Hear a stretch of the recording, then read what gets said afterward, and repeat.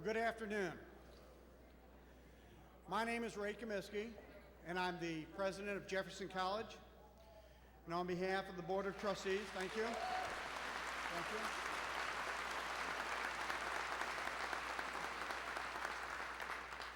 On behalf of the Board of Trustees, the faculty, the staff, and the students of the college, it's my privilege to welcome you here today for our Public Health Care Forum. Jefferson College is pleased to serve as a backdrop for a public event such as this.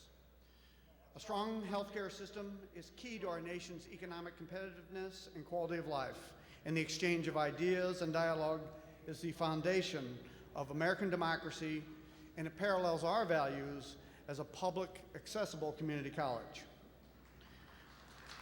Thank you.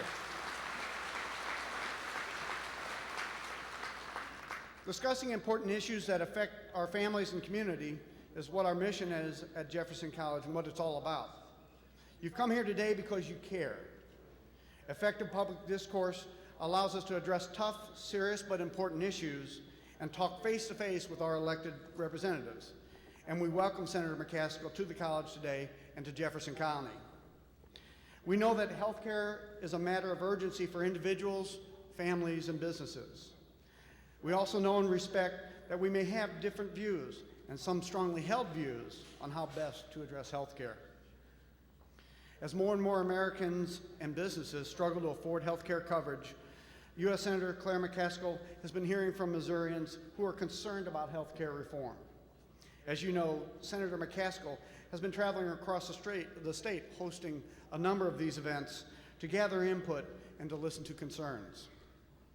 While I'm confident that we will hear a wide range of views and opinions regarding healthcare today, I encourage you to embrace the spirit of free speech and debate and show one another respect and courtesy.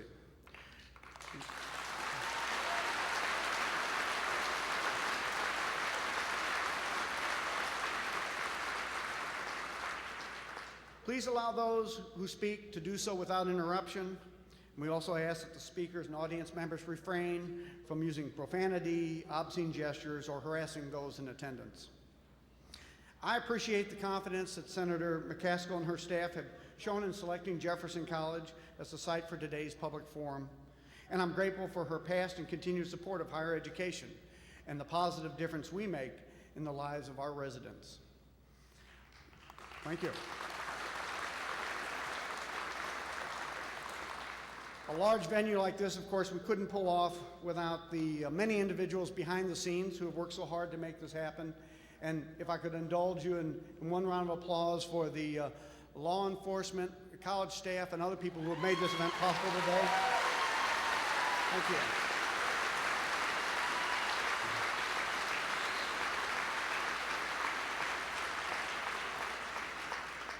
To begin our program today, please welcome Reverend Jerry Paul from the United Church of Christ, who will guide us in a brief prayer.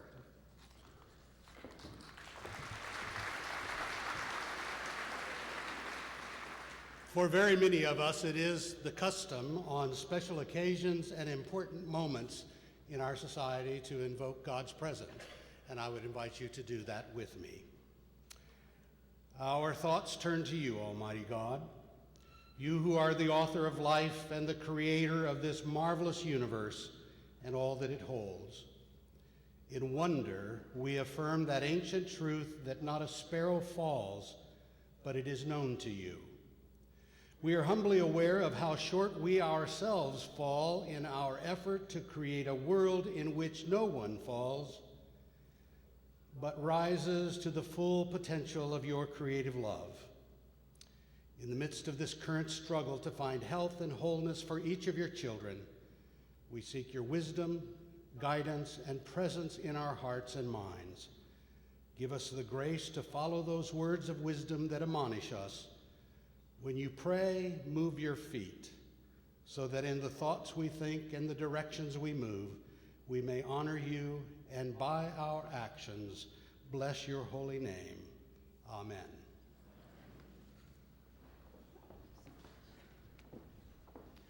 Thank you, Reverend Paul. It's now my honor to introduce Senator Claire McCaskill. Senator McCaskill is a fourth-generation Missourian who has spent her entire life in the Show Me State. The senator began her career as a clerk for Missouri Courts of Appeals in Kansas City, and then as an assistant prosecutor in Kansas City, where she was a felony trial prosecutor. In 1982, McCaskill won a seat in the Missouri State Legislature. Then in 1993, she became the first female Jackson County prosecutor, which included Kansas City. This was the largest prosecutor's office in the state, and she began many new programs, including domestic violence unit and one of the nation's first drug courts. She held this position until she was sworn in as a Missouri auditor in 1999. Elected to the Senate in 2006, Senator McCaskill sits on several committees, including Armed Services, Commerce, Homeland Security and Government Affairs, and Aging. Additionally, she was named as one of the select senators to sit on the Permanent Subcommittee on Investigations, which was formerly known as the Truman Committee. She is here today to hear our ideas and our concerns. Please give a warm Jefferson County welcome to Senator Claire McCaskill.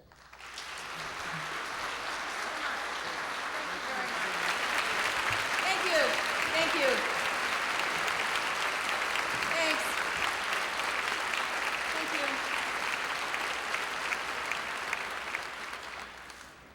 you. Let me start by thanking all of you. This is really what my job is all about. And from the bottom of my heart, I want to recognize your patriotism, the fact that you are great Americans because you've decided that today, on this day, you're going to participate in your democracy. And if more Americans would follow your lead, we would be an even stronger and better country than we are today. So thank you all from the bottom of my heart for being here. Thank you. Give yourselves a hand. Give yourselves a hand. We'll get to comments in a minute. We're going to do the pledge. I wanted to welcome everyone first. Easy, we do the pledge at every meeting. If you all would now stand and reflect that patriotism by joining me in the Pledge of Allegiance. I pledge allegiance to the flag of the United States of America and to the republic for which it stands, one nation, under God, indivisible, with liberty and justice for all. Thank you. Now, I don't want anybody to think that I have an unfair advantage by my guest on the stage, but I think I do because she has been giving me moral support and love since she brought me onto the earth. She was kind of miffed at me yesterday because I didn't take her with me as we did several of these in the Boot Heel down in southeast Missouri. And she insisted on coming today, and what mom wants, mom gets. So if you don't mind, I'm going to give her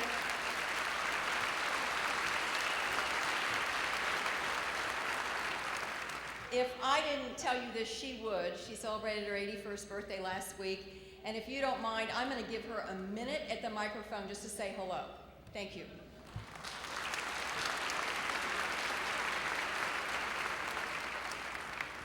She always tries to limit my time. And it doesn't always work. Today in the doctor's office, and I think that's appropriate, so my friend says, "What are you doing today?" And I said, "Well, I'm going down to help my daughter." I said, "I'm exhibit number 1 of healthcare needs. I have diabetes, congestive heart failure, 2 kinds of arthritis, a stroke. I mean, I can go on and on. And so I'm so aware, and when Claire ran, I went around with her to tell people how much we need good health care. So this is a subject upon which I feel very strongly, and I'm like Claire. I'm so glad all of you do, those who may agree with her and those who may not. We learned at the dinner table that democracy meant getting into it. You had to get up and stand up for what you thought. So help my daughter and the other members of Congress to do a good job. Thank you.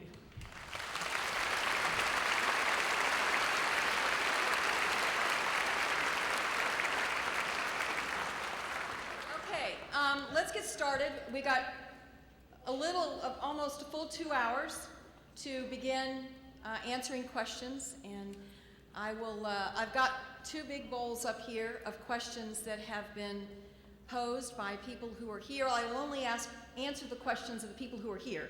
We did get some questions online, and if you turned in a question online and you're here, we'll be happy to answer it. If you turned in a question and you're not here, we will also answer it. It may not happen as quickly as today, but eventually we will get you either an email or a letter or a phone call. We are switching our systems at the office in terms of mail, so it may be even a little longer than normal. We try to pride ourselves on getting responses back within 2 weeks. It may be a little longer.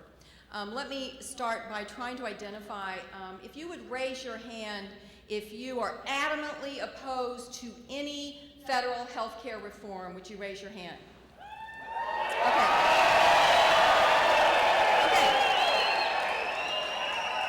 Okay, I'll tell you what I'm going to do. There were 2 women here on the front row that raised their hands, and I'm going to give them the bowls of questions. And I'm going to ask them to pull the questions out so that there's no question as to whether or not we are trying to screen anything, because we don't want to screen anything. We want to answer any questions that come. So we're going to bring you the 2 bowls and let you pull the questions out, okay? You want to come up and get them? Now, I would only ask that you don't read them first.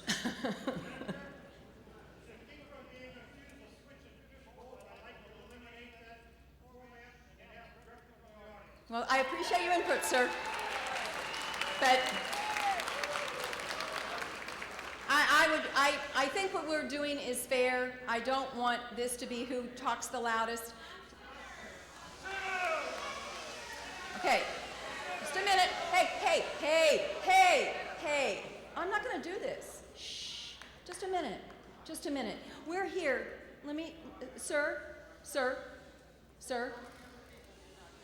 Sir. Anyone, I'll tell you what we'll do. Anyone who did not,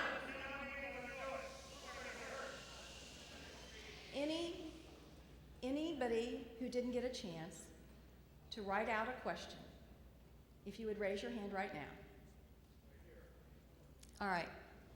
What I will do is, just a second, Bob. Where is staff that has pieces of paper with the question forms on them? Okay. Gerald's going to go get them, and we're going to wait just a minute. Okay, all right, you all, you know what? I got to tell you the truth. This really can't be about who's the loudest. It has to be about something that's fair. It can't be about who's the loudest. Please.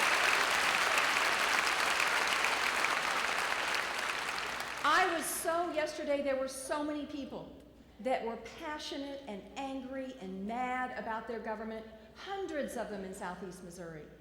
And I think if you asked all of them that attended, they thought it was pretty fair. Give me a chance. Just give me a chance. That's all I'm asking you is to give me a chance. If at the end of this, you all believe that I haven't, if I've tried to fade a question or slide around a question, or I haven't confronted head on your concerns or your anger, then let me hear about it. I deserve it. But at the beginning of this process, if you will give me a chance to hear from everybody in a way that's orderly and fair, so that maybe, just maybe, I mean, there might be a few people here who haven't made up their mind. And isn't it fair for them to be able to hear one another without everyone shouting? I really respect that you're here. I'm here because I respect you, sir. And I'm here because I respect you. And I have been one that has been standing up all week and saying it is wrong to say that anybody's opinion is manufactured or un-American. It is not. Right, you say that.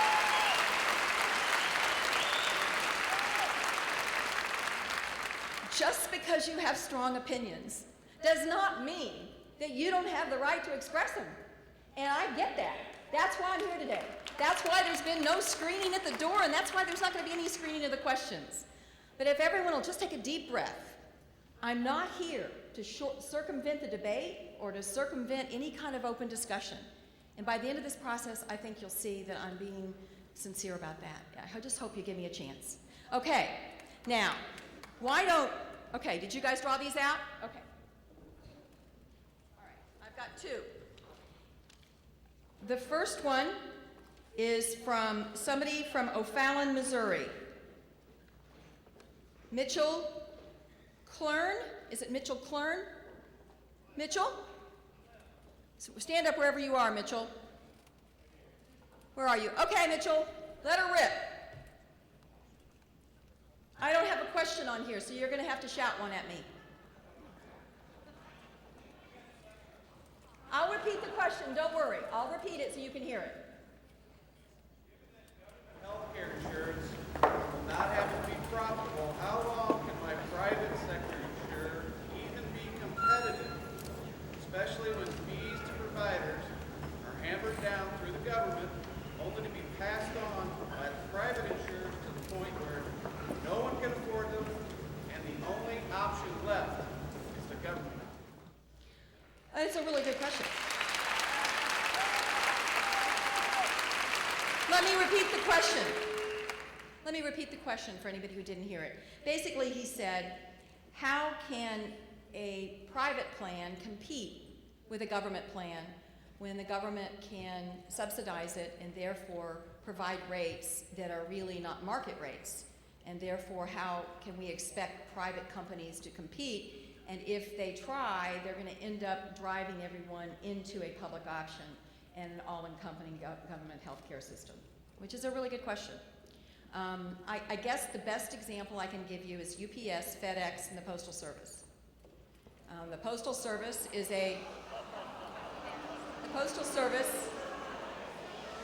just takes up time, you guys. It's less questions I can answer. This man that's very upset is not going to get a chance if you don't let me get to the answer.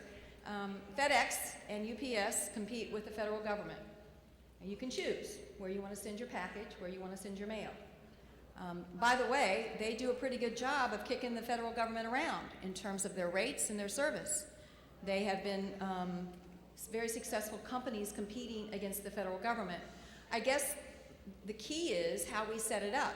And if the only public option I will support is one that's constrained, one that allows a level playing field in terms of competitiveness, one that allows the private sector to compete. It's called an option for a reason. If it's not going to be an option, then I won't support it. So that is what we've got to work out. And I think it may very well be that we will end up with something that's a co-op instead of a public option. And a co-op would be a combining, a pooling of risk in a company that's a not-for-profit that could also compete with the private sector. Thank you very much for your question. The next question is from Don Barra. Don, would you like to ask your question, or would you like me to read it off the sheet? Okay, I think people put more than one in. This question is about tax dollars for abortion. Okay, here's his question. Can you promise that my tax dollars will not fund abortions? I can tell you that there is not one word in this bill that would allow federal tax dollars to be spent on abortions.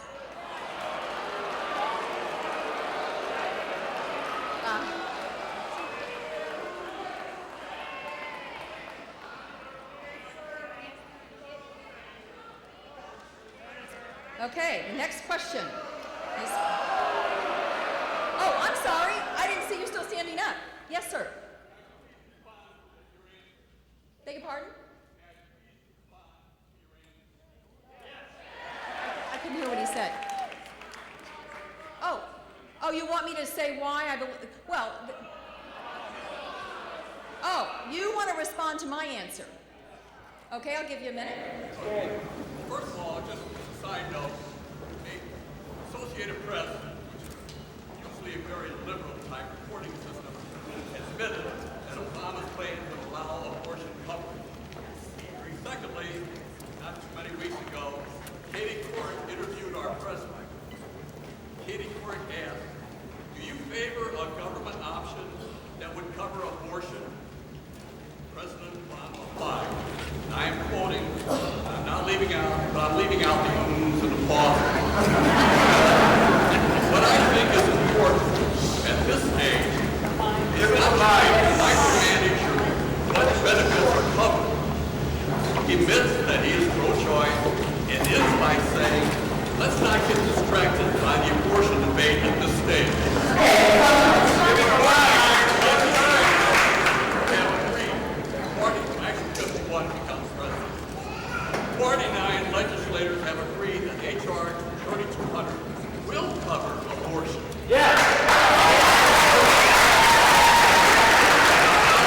Education and Labor Committee meeting, Congressman Mark Sauer from Indiana presented an amendment to remove abortion mandates from H.R. 3200. Representative Bob Andrews from New York acknowledged that the bill will cover abortion like any other surgery. Also, Representative Liz Woolsey from Democratic California compared covering abortion to covering tonsillectomy. Both would be covered. Sir. However, removing a baby and throwing it away gives me a lot more concern than removing one. Sir, I absolutely understand the point you've made, and I appreciate the point you've made. Let me address it, okay?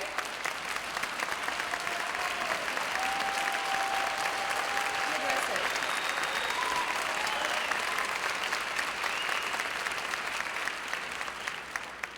The federal law now is that no federal money can be used to fund abortions. There is nothing in the Senate bill that has been proposed. I have read every page of it, 621 pages.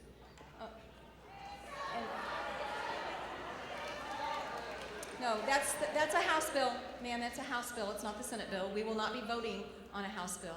I've read the Senate bill that we'll be voting on. The House bill we will not vote on. The House hasn't even voted. The House has not even finished and voted on a House bill yet. There are 3 versions of a House bill that have been proposed. There will be 2 versions of a Senate bill. The House will eventually vote on a version. It has not been determined which version they will vote on. They have not even taken a vote in the House. In the Senate, we do not even have a bill out of the Senate Finance Committee, okay? And so there will be two bills out in the Senate. One of those bills is already out, and if anybody wants to read it, it's on help.senate.gov. That's the committee in the Senate that it was reported out of. It's 600 and some pages. The markup on that bill in a committee that has 13 Democrats and 10 Republicans took about 4 or 5 days and 52 hours. There were about 789 amendments offered in the markup. About 280 or 90 of those were actually considered by the committee, and actually 31 amendments were adopted by the committee that were offered by Democrats, and over 160 amendments were adopted that were offered by Republicans. Now, that is the Senate bill that I have to study and read so far that I will be called upon to potentially vote on. There is nothing in that bill, and I will not vote for a bill that changes the federal law in terms of funding abortion. And I thank you for your question.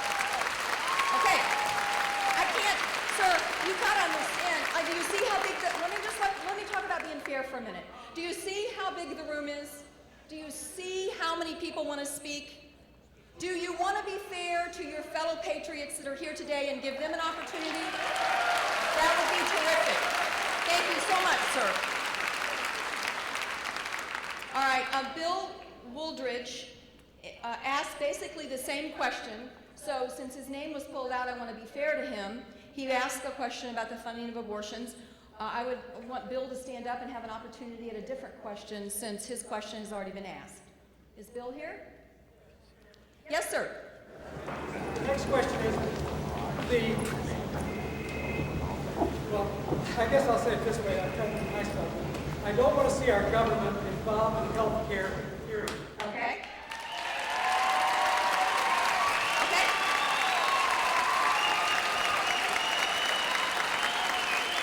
Okay. All right. I really hope you all don't slam the bleachers. This is a patriotic democracy. It's not a sporting event. The more we can allow each other to talk, I think the more progress we'll make. Okay? All right. Can I see a a show of hands of everyone in the room who has Medicare. Everyone who has Medicare. Okay, now let me ask you to raise your hands if you have Medicare and you want to get rid of it. Okay. Okay, so we have a whole bunch of folks here that have a government health care program, and they like it. And they like it.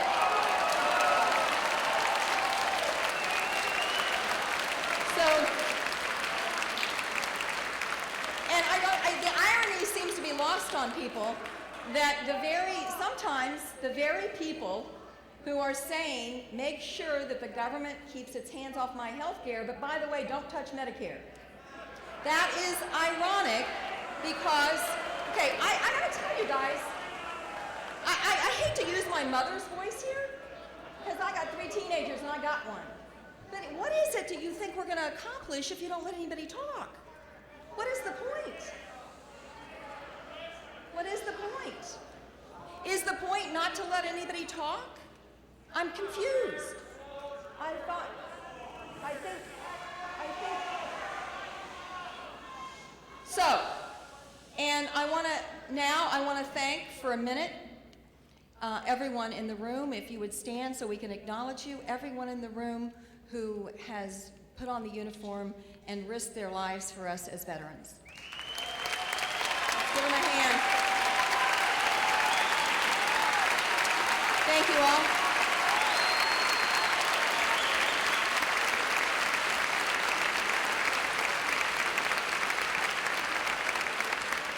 Now, we made a promise, and I got to tell you the truth, I've worked hard the last 3 years to try to keep those promises, because any of the veterans in the room know that we've been trying to do it on the cheap for the last decade. We've been asking you to go in your pockets for TRICARE copays.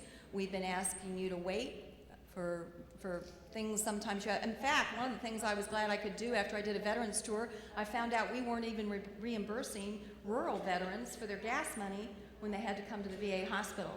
And I'm not saying we do it perfectly, but I have not met any veterans yet, there may be some in this crowd, that want us to get rid of their specialized health care. And they have special health care that the government provides for them. Now, there's 2 systems. There's the VA system and Medicare that are 2 good examples of where the government has been involved in health care. Not perfect, and we got work to do, but I don't think that the idea that the government should not have any involvement in health care, I don't think that dog's gonna hunt in America, because I don't think most Americans want us to wipe out Medicare.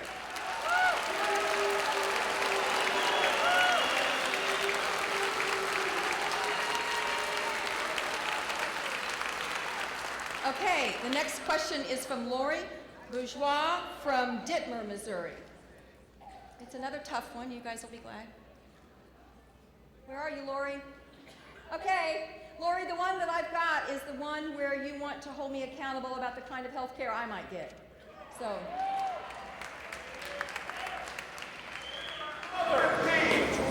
In a Facebook poll, 61,802 people voted whether Congress should be required to have the same health care plan like the rest of us. The outcome was 99.2% yes.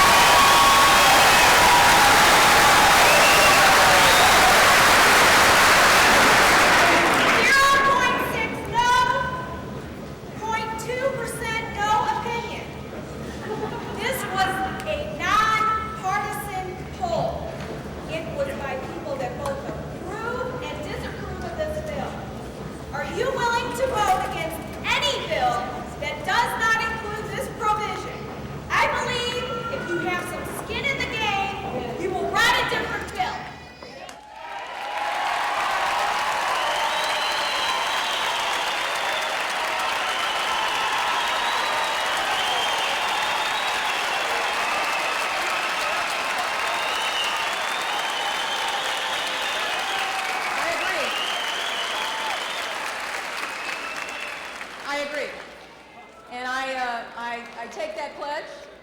I'm not going to vote for any bill that would allow any federal employee, and believe me, I am blessed for so many reasons. I'm blessed to be standing here. I'm lucky to have this job and work for you, even though today may be a little tough. That's okay, it's okay. And we do. The federal employees, I have the same choices in health care as any other federal employee, but they're good choices. And I think that any bill that's written should give the people that serve and write the bill the exact same options and require them to face the exact same options as anyone else who would be using the health care system. Okay, next question.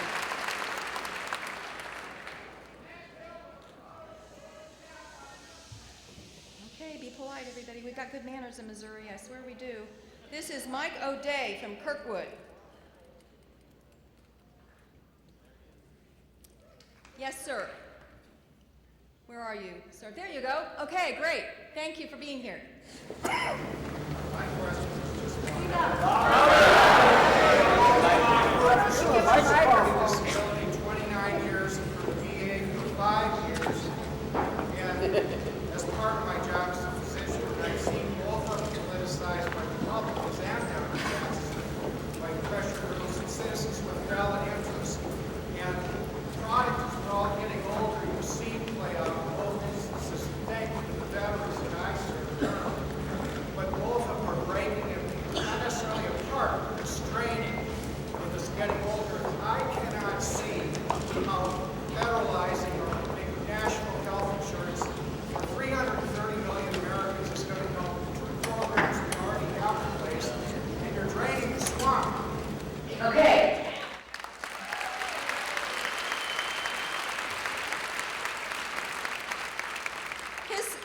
This is a doctor who works at the VA, and he's concerned that if we nationalized health care, that it would drain resources away from Social Security disability and to the VA system.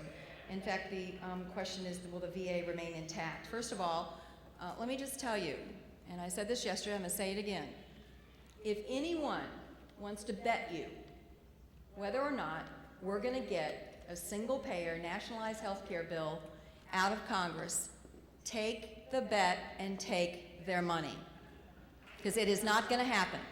We will not get a single-payer bill, nationalized health care system out of Congress.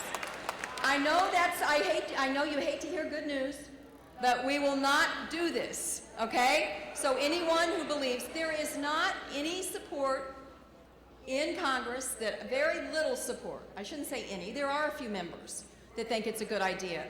But there are many, many more members who think it's a bad idea, and it's not even being discussed. It's not even on the table. So, I don't understand this rudeness. What is this? I don't get it. I honestly don't get it. Do you all think that you're persuading people when you shout out like that? Beg your pardon? You don't trust me?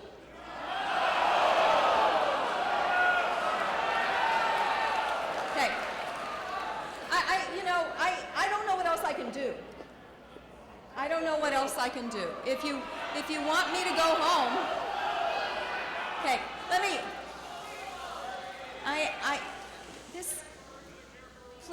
please, and let me tell the doctor from VA, there is nothing in this bill that has any impact whatsoever on the VA system. And finally, I will not vote for a bill that's not deficit neutral. So,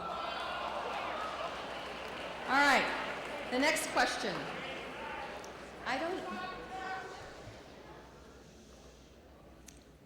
From Andrea Berghold, from Festus.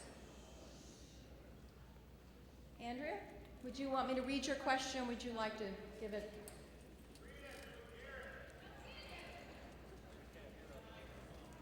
Okay, where are you, Andrea? Okay, I'm going to read it for you, okay? Okay, great. Why won't our government talk about removing current regulation and let the states and people determine what's in their own best interests? Let the free market take care of it.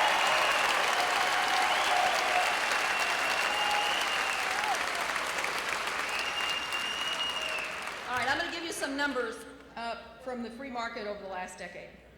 okay? In the 10 largest health insurance companies in this country. And really, honestly, the reform that you're going to see that I think will be passed is going to be focused, not exclusively, but primarily on insurance market reform as it relates to consumer protections. Right now, if one of you gets really sick, your insurance company can rescind your policy. You say you're out of luck. Right now, if you lose your job and you had cancer that is in remission, maybe you had breast cancer and cancer's gone, and you lose your job and you go to try to get insurance, all the insurance companies have the right to say, I'm sorry, we're not going to sell you insurance. The insurance reform we're talking about is consumer protections in the area of marketing insurance. And let me just give you some numbers about the free market. And by the way, one of the reasons I'm not for a single payer is I want the market to have an influence on rates. But let me just show you how inefficient that market has been over the last few years. Or maybe you think it's been very efficient, but the 10 largest publicly traded health insurance companies in the year 2000 had a profit of $2.4 billion. Now wait. That's in 2000. Now in 2000, 9 years ago, they had a profit of $2.4 billion. In 2007, 7 years later, they had a profit of $12.9 billion. All right? Now, let me give you some other numbers. How many of you have Blue Cross Blue Shield? That's got 68% of the market in Missouri. So I'm assuming a lot of you have some form of Blue Cross Blue Shield because it covers more than half of Missourians. In 2000, their net income was $226 million. In 2007, their net income was $3.3 billion.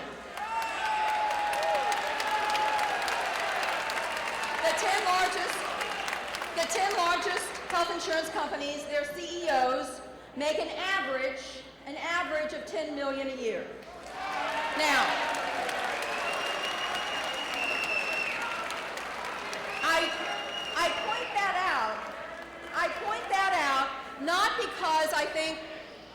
point that out not because I'm against capitalism. I'm not because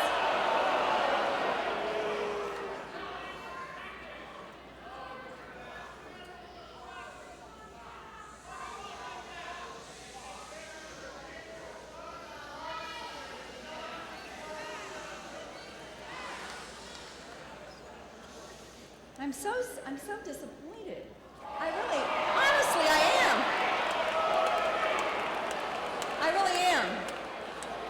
I really am. I point that out because right now, the market's not doing a very good job keeping costs and competitive costs in line. It has not worked. Everyone in this room, there's not a person in this room. If there is, they're the exception to the rule, but everyone's paying more and more. And all we're trying to do is to find some stability. That's all we're trying to do, is to find some stability in this system. Let's take the next question.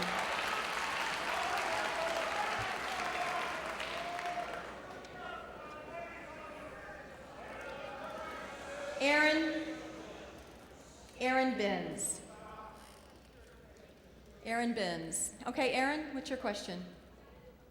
Okay, just one? Go ahead, you want me to read it? Okay. If I have health insurance through my employer, how will the health care bill affect my coverage? This is one of the places where I think there has been, I think some misinformation out there. If you have health insurance now with your employer, it will not affect your coverage. If your in other words, the insurance reforms that we're going to enact will not affect the company that you have. So let's say, for example, right now, Aaron, you have Blue Cross Blue Shield through your employer.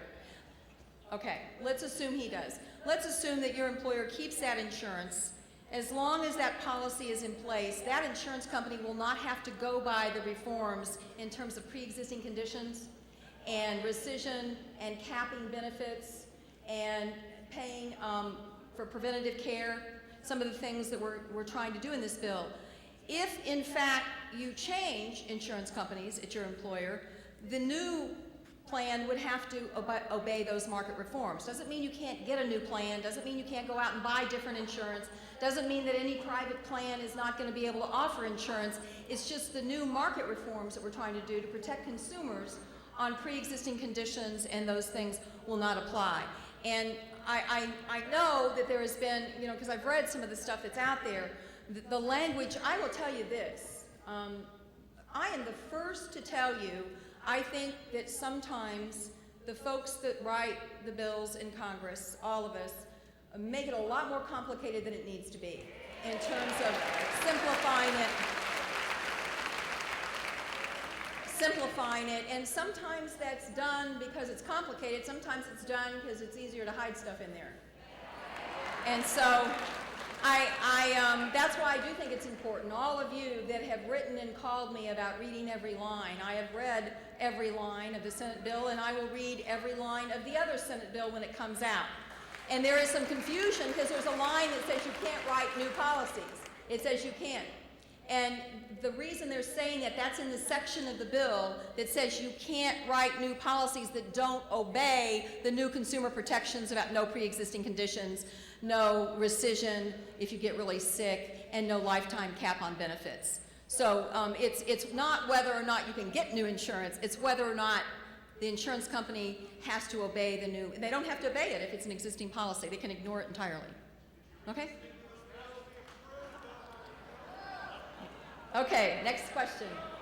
By the way, I know you guys, I'm going to get a big boo on this, but I think your history is going to say that our economy came out of the dregs and pulled back from the brink of disaster.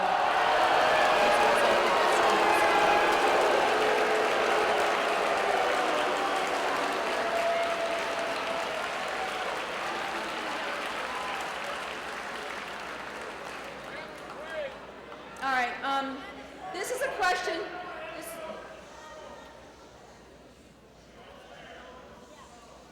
This is a question from David G. And David, you didn't put your last name on here. I hope you don't mind if I read your question. It's about illegal immigrants. Is that okay if I read it? Okay. The question says, will illegals be able to take their coverage to their homeland?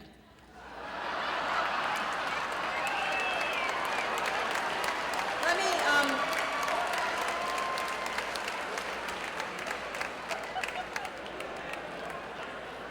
I'm glad to see David has a sense of humor. Let me just say that benefits to illegal immigrants, or as I said during the immigration reform debate, what is it about the word illegal that people don't understand?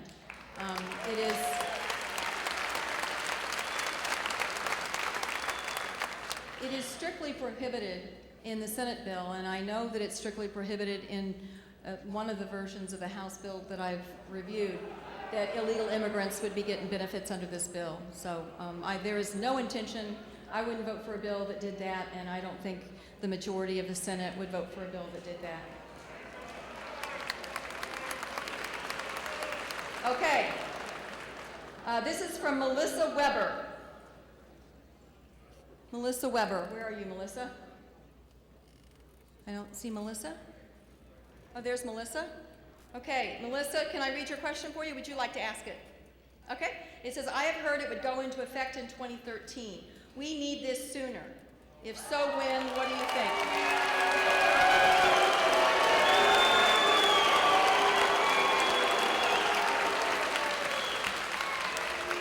You know, I'm tempted. What we probably should have done is done a room, you know, and had one side and the other side, and we could do, you know, like at Mizzou, we go M-I-Z, Z-O-U, and we could go back and forth and see which side was louder. Melissa Weber wants to know if it's going to happen sooner than 2013. I can't imagine that anything would happen sooner than 2013, because what we're talking about are some consumer protection reforms, by and large, on insurance reform, and I think that probably a year. Some of those may go into effect within a year, some of the consumer protection reforms. But, you know, and I think that one of the reasons I'm here today You know, yesterday I had somebody get mad at me because I didn't have the final version of the Senate bill to talk about, and then somebody else got mad at me because we were going too fast. And sometimes it feels like you can't win for losing. This isn't gonna go fast.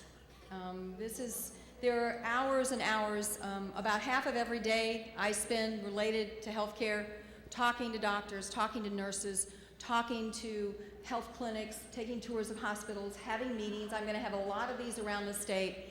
The idea here is for me to listen and learn, to get your opinions, to take all of that back and do a really thoughtful process that we began probably 20 or 30 years ago. Now, I will tell you this, that the average family right now, if you have insurance through your employer, the average family right now is paying about $12,500 for health care insurance.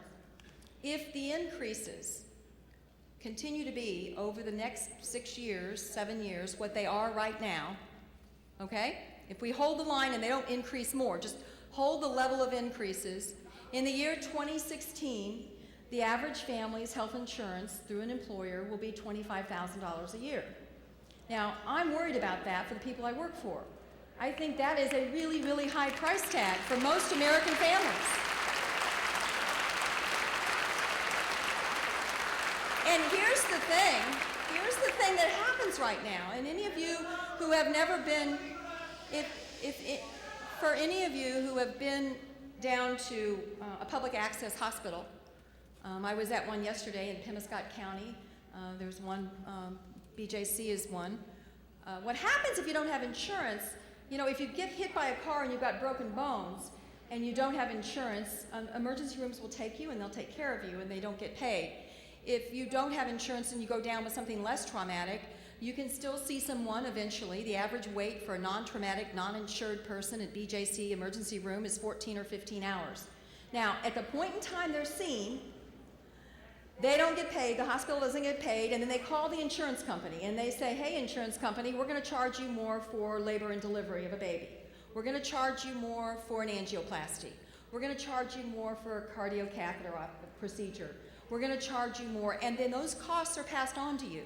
You have in your insurance bills you pay right now in Missouri between $900 and $1,300 a year that you are paying as a hidden tax for uninsured coverage. That is a big price tag for you. Now, I don't think anybody, I honestly don't believe, even those of you that are so angry you don't want to listen to anything, I don't think any of you really want us in America to say, anybody who's here who doesn't have insurance, if you get out here on the highway and you get hit and you've got broken bones and are in danger of dying, that when we pull up in front of the hospital, they're going to say, sorry, you don't have insurance, die. We don't want to do that, right? So if we don't want to do that,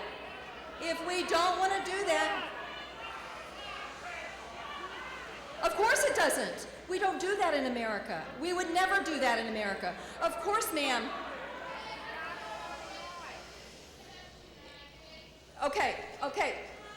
Listen, this is not fair. It's not fair to everyone else, ma'am. I can't let you do this. It's not fair. Okay. I'm not saying it happens. I'm saying we take care of people in America. We don't turn them away. Right. And so what I'm saying is, if we want to take care of people who could die without medical care in America, which I think we all want to do, and we do now, then we ought to figure out a more efficient way to do it, instead of passing on hidden costs to everyone else.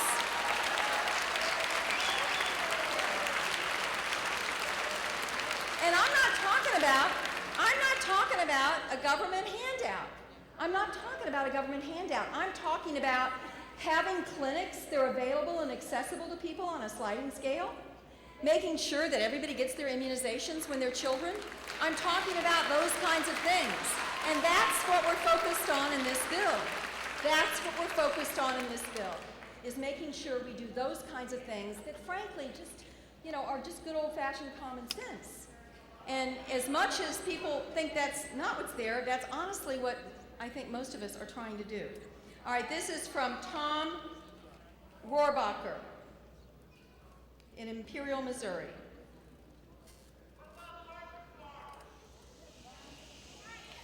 Mr. Rohrbacher from Imperial?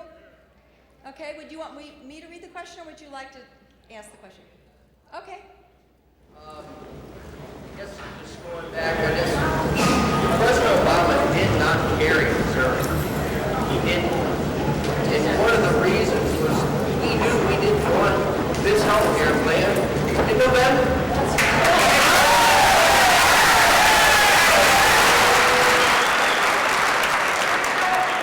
And he worked for us.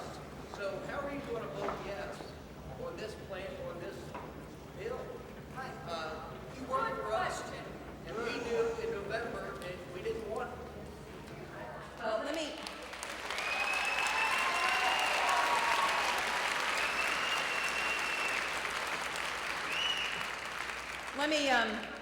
let me talk to you a little bit about how lucky I am to represent Missouri.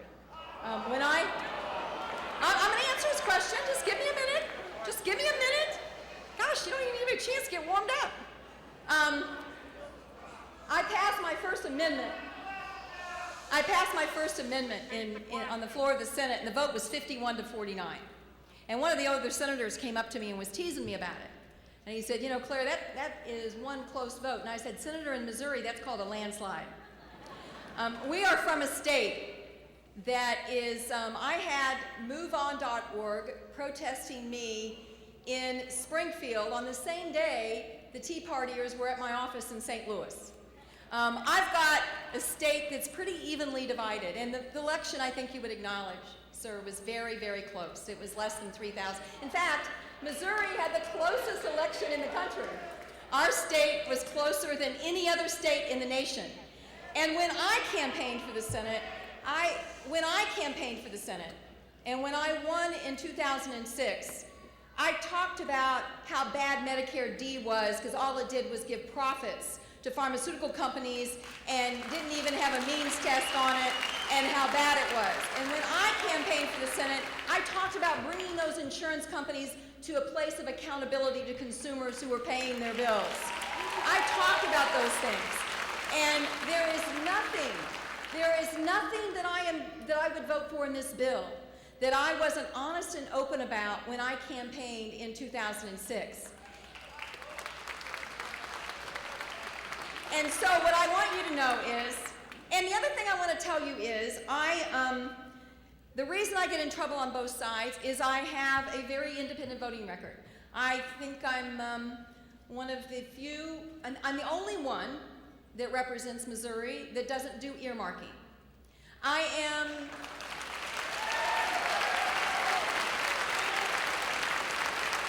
one of a handful of senators that voted against the White House to not extend the Cash for Clunkers program, because I don't think it was a smart program.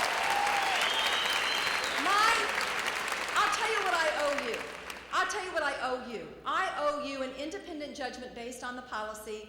I owe you straightforward answers. I owe you accountability in terms of my time and my responsiveness. And I have a very independent record that I think bears that out, and that's exactly how I'll make the decision on this bill. I am not telling you that the final version of this bill that may come to the Senate is one that I will vote for, because I don't know what it will be. What I'm trying to do today is tell you what my goals and priorities are, the things I'm for and the things I'm against. But every vote I make, I don't make on basis of party line. I make it on the basis of policy and what I think is many times a good compromise between those on the far right that are screaming and screeching and those on the far left that are screaming and screeching. And by the way, you both have the right to organize, and you both have the right to be here, and you both have the right to have your voices heard.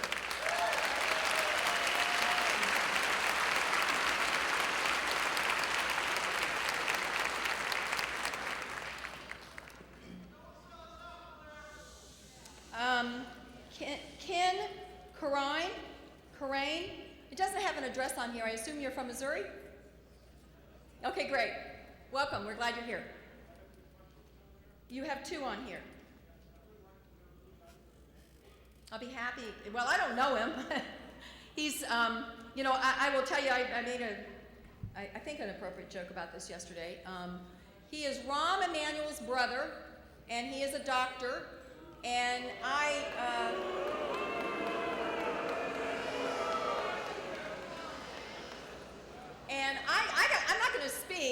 for Dr. Emanuel or Rahm Emanuel. I will just tell you this, I've got a brother, and trust me, we don't agree on much. Older people and younger people with disabilities have no value. I want to talk about that. And my mother, sir, that would be 3. Second question. What is HR 615? I think that's the House bill that talks about us using the same insurance as that we would write. The same insurance that you are giving us, you would use. Right. That's what I just talked about before, and I said I would do No that. Democrat has signed it. Well, There's 65 Republicans. I'm not in the House, so it would be weird if I did. But let's talk about that for a minute. The question is that there has been information put out there that somehow somebody in Congress thinks it would be a good idea to dictate to elderly people or to infirm people what kind of health care they could get. And let me tell you what is actually being proposed in some of the bills. And I feel my mom staring at me right now.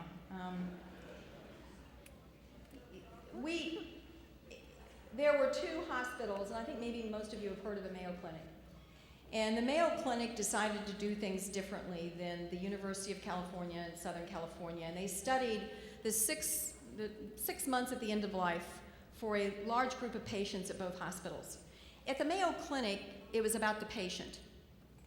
It wasn't about what test would be reimbursed, what surgery would be reimbursed, or what procedure would be reimbursed. It was around the patient. They made sure the patient and the patient's family got all the information, that the doctors took the time to explain every surgery, what the recovery would be, what the quality of life might be afterwards, what kind of longevity it might give them to their life. And every single one of them got information about hospice and the advantages and disadvantages of hospice. And they found that the Mayo Clinic group had a better quality of life. They reported, they asked them on a monthly basis, weekly basis, how do you feel about the care you're getting? How do you feel about what you're able to do? And they were very, very satisfied. Not so much at the University of Southern California. Not so much. They felt like they weren't being told things. They felt like decisions were being made for them. They felt often the decisions were being made by their insurance company or the doctors without really listening to them. And guess which was half as expensive? The Mayo Clinic. All this bill says, all the provisions in the bill will do is reimburse doctors for their time to sit down and visit with patients and their families about the consequences of the choices they're making. That's all it does. That's all it does. And how many people in this hall have family members that have done hospice? Okay, I think I've talked to a whole lot of people whose families have done hospice, and they said what a godsend it was to have their loved one in their home and with the kind of care they needed that was loving. And all the bill does is make sure that you get information. It doesn't require anybody to take hospice. It doesn't require anybody to not get surgeries. It simply does not. All it does is reimburse for the time that the system would take to make sure the patient can make informed decisions, and it keeps the patient firmly in control. And I want to tell you, I don't want to be part of an America that doesn't have that as a priority. And I think most of you probably agree with that. So, and by the way, and let me put on my cynical hat for a minute. If you don't trust me because you think what I'm saying is not accurate, then let me just say this. Part of the problem in Washington, one of the reasons we keep kicking this can down the road in terms of looking at healthcare costs and insurance reform, one of the reasons we kick things down the road is because it's hard because people get upset and people in Washington want to keep their jobs. So they hunker down and they try to do whatever they can not to offend anybody. Okay? And we just kick problems down the road. We have the same problem with the deficit. We got the same problem with Social Security. We got the same problem with health care. Now, one of the groups that is the most important to anybody to get elected anybody, the most reliable, the most steady, the most sought-after group for votes in America are our seniors. Do you think the politicians are going to kick the seniors in the knees? Really? They're not. Trust me, they're not. That will not be a problem. The seniors will be well taken care of in this bill, as they should be. As they should be. Next question.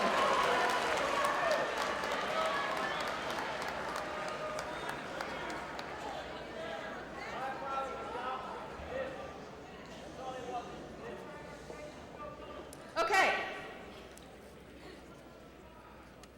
This is from Lee. This is from Lee Coriker. And Lee's question, where are you, Lee? Wave at me. Don't see you. There you are. Lee's question is, the public option is a lead into single payer. Do you agree or disagree, and why or why not? I disagree. I disagree. And I will tell you that I think that they're mostly because there's not support for a single payer system. There are some people who want a single payer, but the vast majority of people in Congress do not want a single payer system. The President of the United States has said in the past that it is not realistic for us to do a single payer system in this country because of the way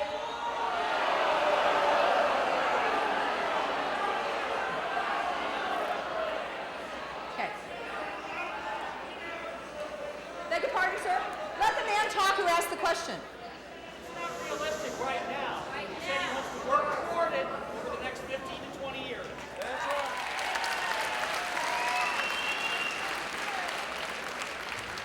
Well, I disagree with him. If he said that, I'm not aware he said that, but if he said that, I disagree with him. Okay. Jim Winfrey. Jim Winfrey. Yes, where are you, Jim? Uh-huh. Yes, okay, you want me to, okay. You mentioned that the profits that the insurance companies changed from 2003 to 2007. How much has the government spending gone up in that time?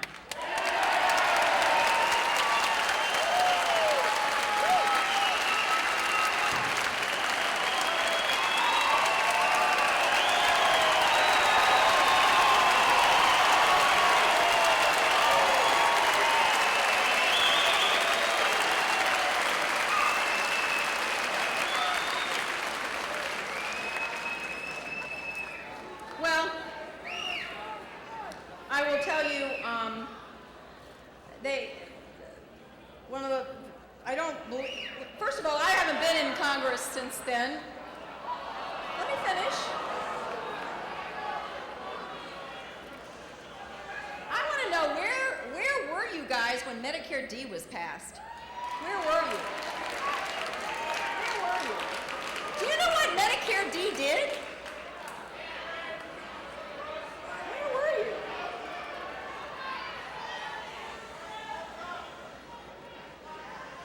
I'm surprised that you all weren't more outspoken during the Medicare D debate. The Medicare D had a price tag of over $1 trillion. I can't answer if you guys are shouting. The Medicare D program had a price tag over $1 trillion, and it was all put on the credit card. There was no means testing. You guys are helping pay for Warren Buffett's drugs. You give $6 billion a year of your tax money to the pharmaceutical industries in profit every year with your tax money. Now, I'm not talking about the open market here. Let me finish. A subsidized program with your tax dollars that bucks up the pharmaceutical industries. And by the way, the pharmaceutical industry was so powerful the year they got that passed, I think it was 2005 or 2006, they were so powerful when they got that passed, they actually got them to put in the bill that it's illegal for us to negotiate for volume discounts on large purchases. That's how much power they had. Now, I am the first to tell you, you guys are just unbelievable. Beg your pardon? How much money what? So, excuse me, sir, how much money what did I? Beg your pardon? There's been no money.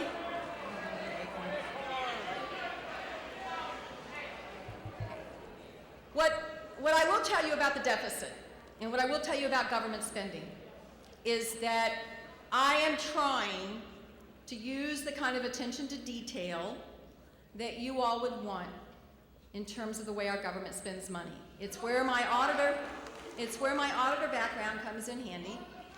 I have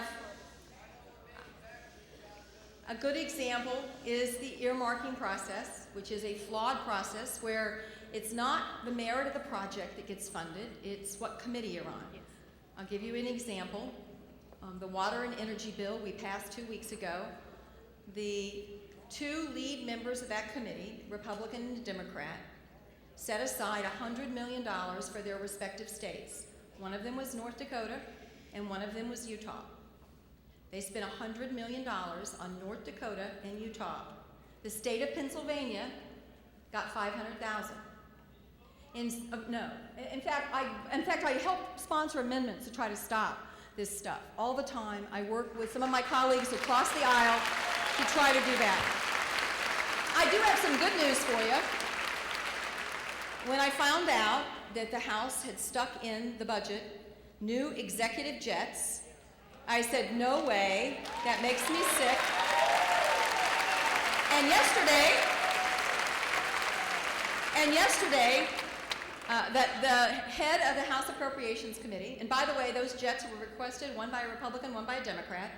Those jets were, yesterday the head of the Appropriations in the House said they would take them out since the military had not requested them. So a victory for our side, right? Holding back spending. I am very, very sensitive to the fact that they have spent money in Washington for a long time like it's monopoly money instead of your money. And I am very, very sensitive to the fact that we have to be more careful with the way we spend money.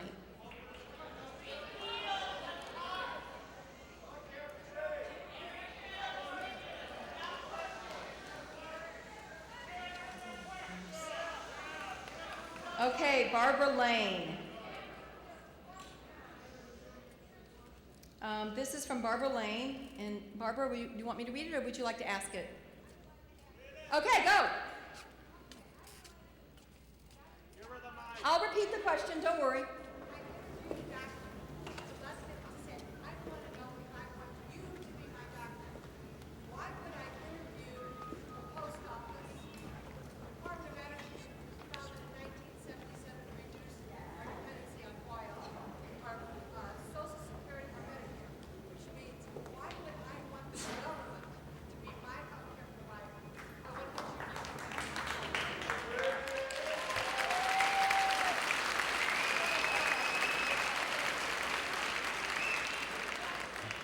Her question was, basically, this will be the same as the Post Office, Amtrak, Medicare, Department of Energy. How can you assure me that this will be efficiently run? I think that's why it's important that we have the competition. I think that's why this can't be a single-payer system. I think that the open market will force some competitiveness that I think will be healthy. One of the reasons that the Post Office is losing, well, there's a number of reasons the Post Office is losing so much money. One is that none of us are writing letters anymore. We're using email and text. One of them is that UPS and FedEx have done such a good job. And so that's a good example of where that open competition has in fact helped everyone in terms of choices and competitiveness. So that would be how I would answer what I think was your comment.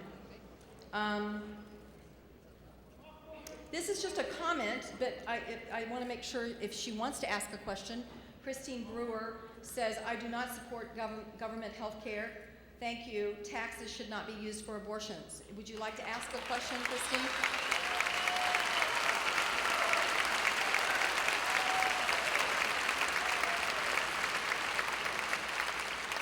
If Christine would like to ask a question, she's certainly welcome to.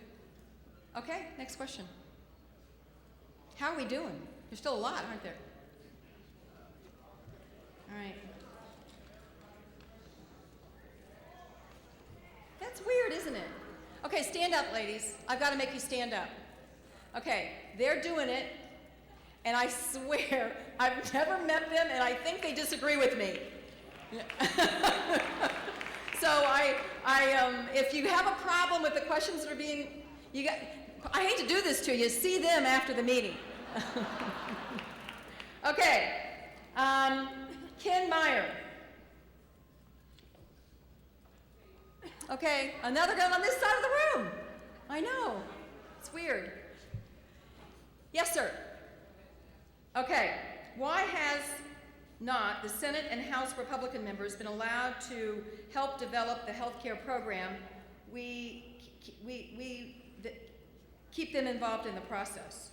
Well, as I said to you, I can't speak for the House because I don't know what happened over on the House side. But it was literally, and we can get you, if you go on help.senate.gov, that's the members on the committee, and if you request of that committee, they will send you the members' amendments that were adopted. And there were over 160 Republican amendments put into the bill, and only 31 Democratic amendments. I think they were bending over backwards to try to make sure that there are really a lot of us that would love to see a bipartisan bill. I mean, it would be what's best for America if we could do that. So, and that's why the Finance Committee is taking so long. The Finance Committee is a negotiation that's going on between 3 Republican members and 3 Democratic members, and they are trying to hammer out something that they all 6 can agree on, in the hopes they can bring that to the Senate and we can bring people together on this, so it's not the 2 sides yelling at each other, that we can reach some agreement that would be best for both the D's and the R's in terms of support. I think it is something that's fair to point out that after the committee... Hey, Claire, I'm not leaving you. All right. And as Harry Truman said, give them hell.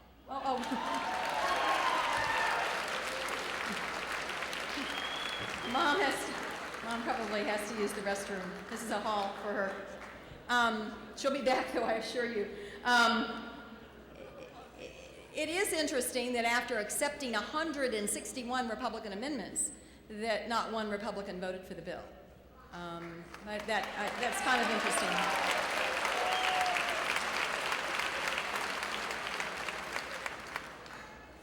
Okay, Don Bratcher. I hope he's on this side. Don? Oh my gosh, this is unbelievable. All right, do you guys want me to skip some until we get to someone on this side? All right. You know, it doesn't seem fair, does it? Don, do you want me to read your question, or would you like to do it? Okay. I have been opposed to the stimulus package, bailouts of banks and auto industries, more stimulus, and my dollars going overseas, and now the Obamacare healthcare proposals. My question to you: do you still support these plans? Do you really listen to your constituents? And why have you not responded to any of my emails to you opposing these amendments?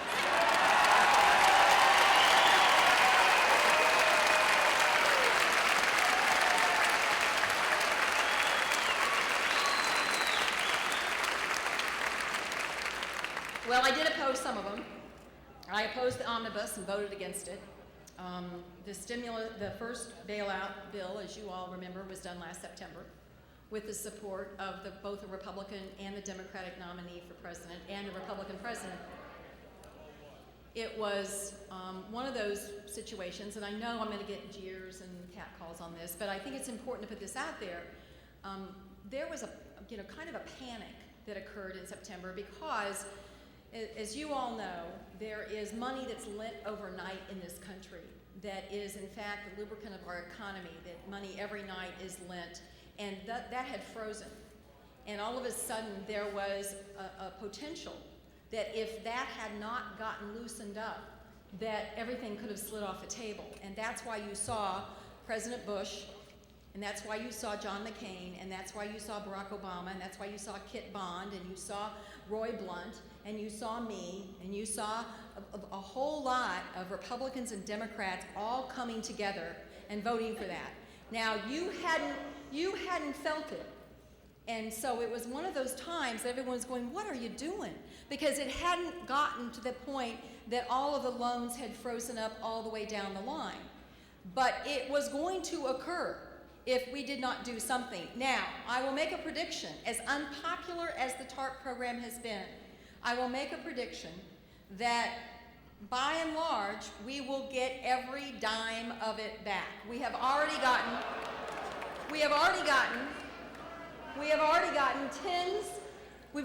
tens upon billions of it back, with a profit, by the way, for you. With a profit. And so I think that the TARP program, while something that made all of us very uncomfortable and was unnatural, I believe that we came together in a time of crisis, regardless of party, regardless of ideology, and did what we thought was right. Now, and the next, in terms of the stimulus, I know that many of you opposed the stimulus. I believed it was the right thing to do for our economy. And as you know, on Friday, we lost less than half as many jobs last month as we did in January.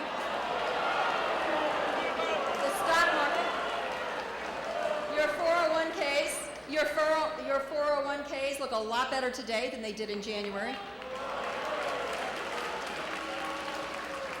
And I think, as much as many of you may not want to acknowledge it, you'd be hard pressed not to acknowledge that things have improved since the darkest days at the first of the year. Now, on the other hand, I voted against the omnibus because there was not enough acknowledgement in the omnibus of the money that we'd just done in terms of spending. I thought it was too fat, I thought there was too much money in it, and I voted against it, unlike most of the people in my party. So, once again, I'm going to take them as they come, look at every one, and try to do what I think is best as it relates to fiscal discipline, fiscal responsibility, and our children and grandchildren's future in terms of economic stability.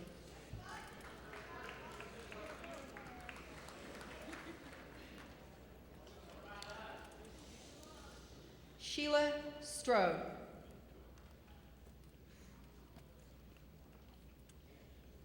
See, Sheila, would you like me to ask this, or do you want me to read it? Yeah, it has been asked. Is it okay if do you want to ask a different one? Okay.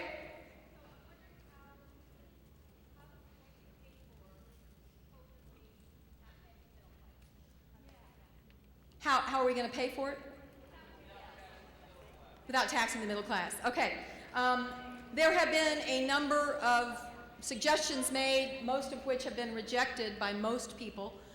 The one that is probably going to be on the table in the Senate is, in fact, a tax on the insurance companies related to plans that are over $25,000 in value right now. And I doubt anybody here has one of those plans.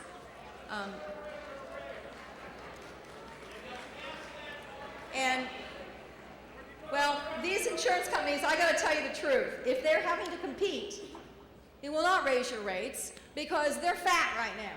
They are very, very fat. They are making a lot of money. And so if they're having to compete, it will not raise your rates. Okay. This is from, I can assure you I won't vote for anything that raises taxes on the middle class. I will not vote for that. Okay.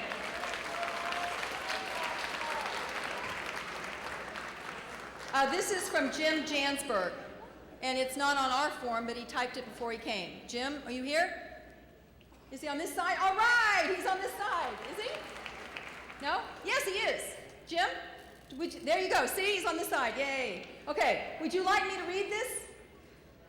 Or do you? Okay. We had to hurry up and push through the bank bailout. Then we had to rush to bail out GM and Chrysler. Now on top of that, we have cash for clunkers. We had to hurry up and push through cap and trade, which we haven't done, by the way. We haven't pushed through cap and trade.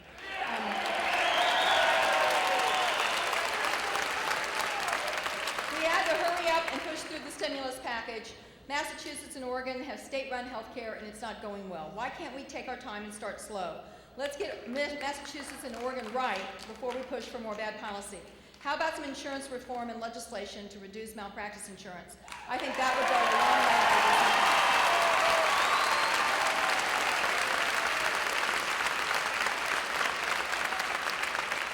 And the last thing in his question was what happened to pay-as-you-go. I will tell you, let me do pay-as-you-go first. I'm actually the Senate sponsor of pay-as-you-go, and I have got several co-sponsors, and it was introduced in the Senate 2 weeks ago, and I am busy arm-twisting as many senators as I can to support pay-as-you-go. Your families have to do it. We ought to have to do it. And so it is important. And I know I've got people here from the Missouri legislature. Jeff Ward is here from Jefferson County, and others are here from Jefferson City. In Jefferson City, we had to balance the budget. We couldn't spend money we didn't have. And it is a much better way to run a railroad, pardon the expression, to have to pay as you go and be responsible in terms of that. In terms of rushing things through, I will tell you that I think the reason that there aren't a final version of the House bill or the Senate bill is because we're not rushing things through. As much as it's been...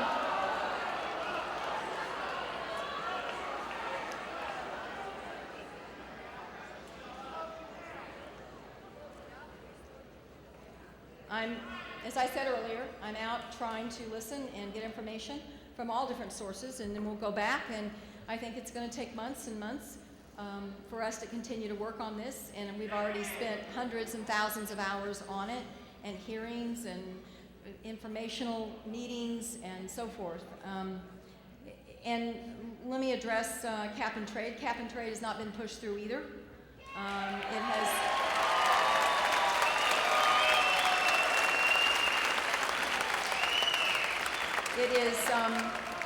It has been considered by a committee in the House, but there has not been a vote of the House, and there's not even a bill out of committee in the Senate.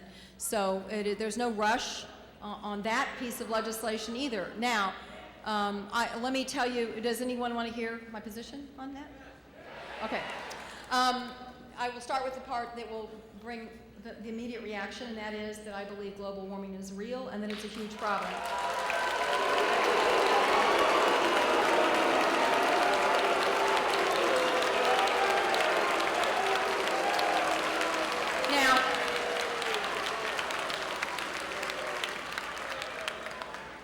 Now, let me tell you why I think we have to be careful and go slow. And this is where those that were just very excited I said that may not be as excited anymore. We have manufacturing on the bubble in this country. We are working very hard to hold on to manufacturing. I don't want to wake up in America where we don't make anything.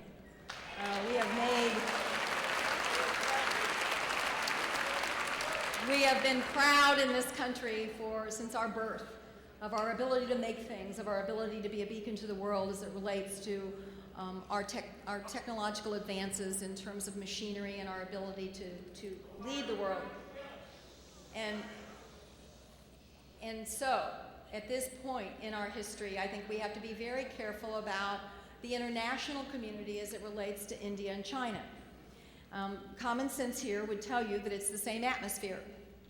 And if we take steps to put additional costs on the emission of carbon, and China doesn't, and India doesn't, then what we are saying to our manufacturers is, why don't you run over to China and India and begin manufacturing things? And China, this is hyperbole and it's exaggeration, but I'm using it to make a point. China is putting up a coal-fired plant every 10 minutes. So we have to be careful that we bring the international community along so that there is not a competitive disadvantage to American manufacturing as we do the cap and trade bill. I think we can. And the other thing I've said, and this is where I get in trouble with some of my friends on the left, I'm not shilling for the coal folks. I don't have any particular affinity for people who have coal mines or sell coal, but I do know that my neighbors in St. Louis County They can't call Ameren and say, hey, today I'd like you to send me some of that electricity that's made with wind or solar. We take the electricity that's generated for us, and right now we are at a disadvantage because most of our electricity in this state is generated by coal. I don't want Missourians to pay an unfair penalty for any kind of legislation that addresses carbon emissions and the future of our planet. So, what I will be doing is working with a group of senators where we're trying to find a way forward that is measured and reasonable, where we can lead the country, lead the world in terms of this issue without getting out in front and being suckers in the process.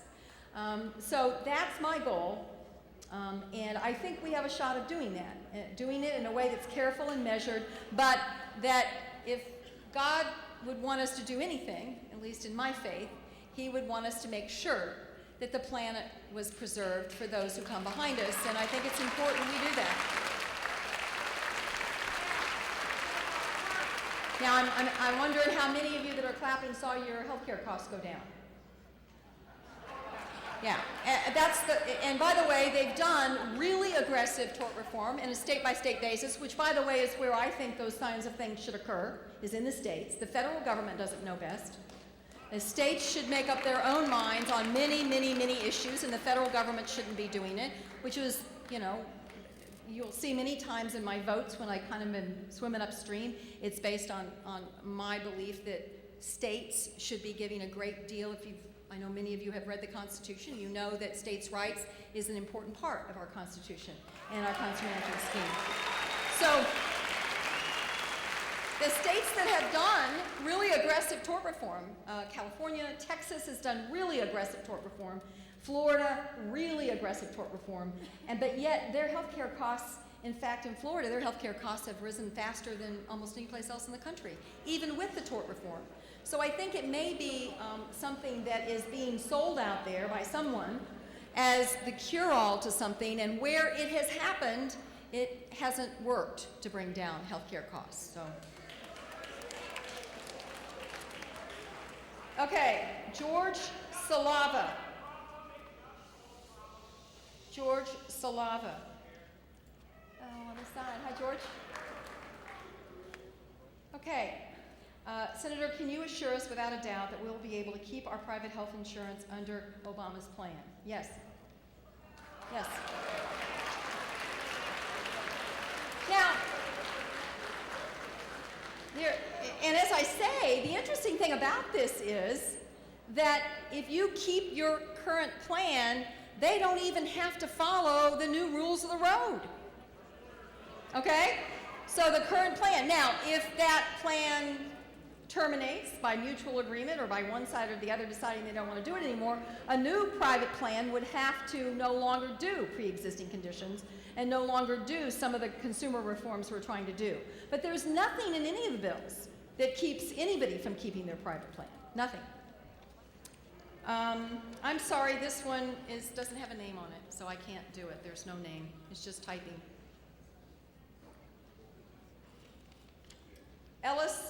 Ellie Perry. Oh, we just did tort reform, but maybe you want to ask the second part of your question? Ellie? Okay. Okay, that's a great question, and there is a huge amount of Medicare fraud. And our government, and I'm spending some time on this. I was just made chairman of a subcommittee on contracting oversight.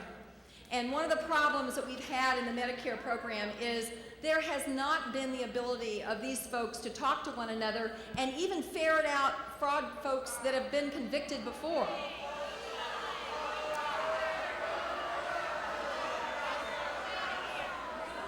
No signs, ladies. It's okay, I'll tell them. No signs, ladies. Ladies, no signs. No signs. No signs. Okay. Okay. Okay. I apologize to all of you. They shouldn't have brought signs in. No one was allowed to bring signs. Okay. Okay, probably what happened, in fairness, hey, whoa, hey, stop. Ma'am, you're not helping.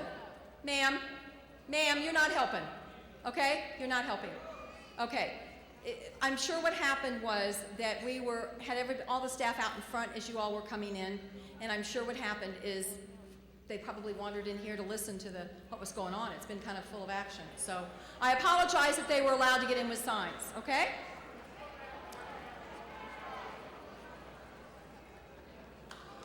Now you got to remind me what question I was on. Fraud. Oh, good. Yes. So what happens right now is if you get caught with fraud, they're actually going ahead and contracting with you again as a provider.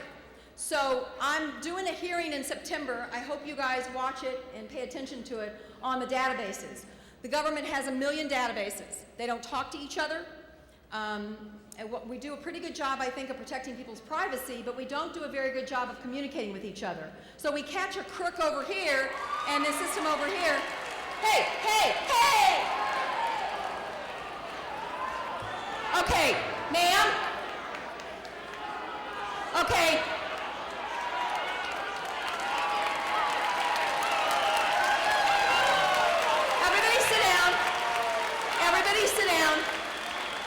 Everybody sit down. Now let me just say what happened here, okay? I want everyone to understand what just happened here, okay? Just so everyone understands, everybody take a deep breath and sit down. I want everybody just to remember we had a prayer at the beginning, okay? Now let me just say what happened, okay? There was some women who came in with signs who shouldn't have had them, okay? And I apologize to you for that. Then after the women sit down, someone sitting over there.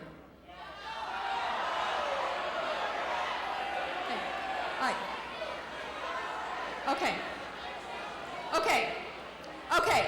The bottom line is we had 2 people that got involved and shouldn't have. And I want to apologize to all of you for the disruption. And I want to thank all of you for sitting back down and realizing that we can do this. We can still have town hall meetings, right?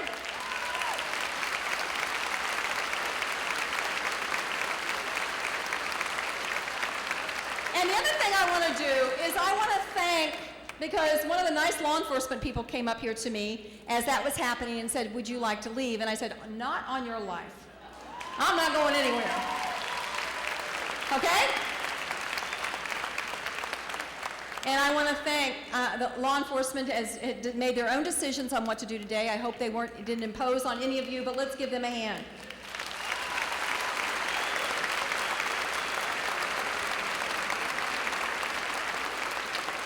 Now here's the sad part about this, and I'm going to talk to the cameras now for a minute.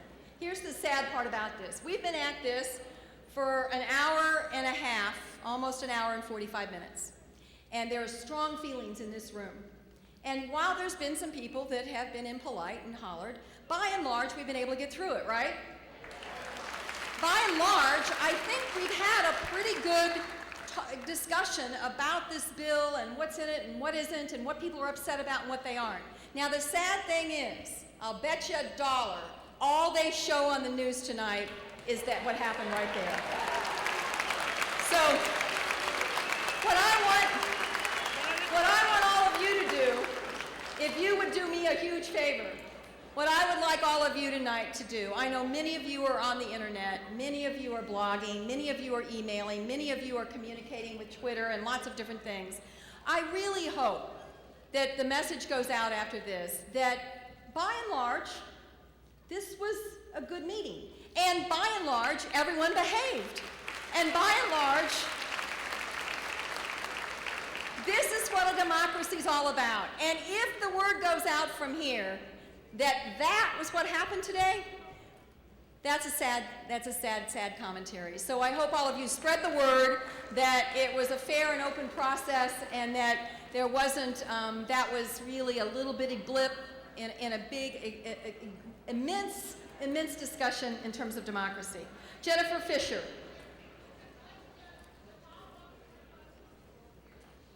Beg your pardon? No, it's not fair for me to call on him until I draw his name. I can't do that, because everybody would be doing the same thing.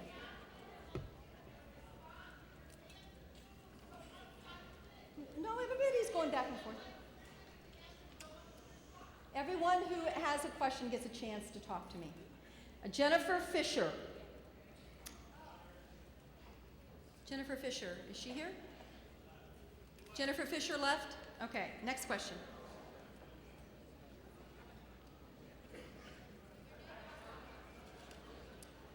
Suzanne Altoff.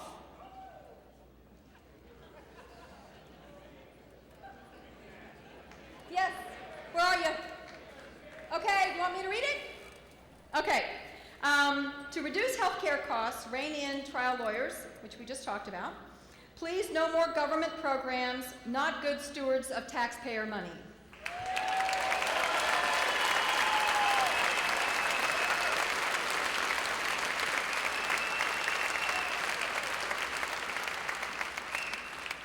Okay. This question is from Tom George from Hazelwood. Is Tom here? There's no question on it. Yes, Tom, do you have a question?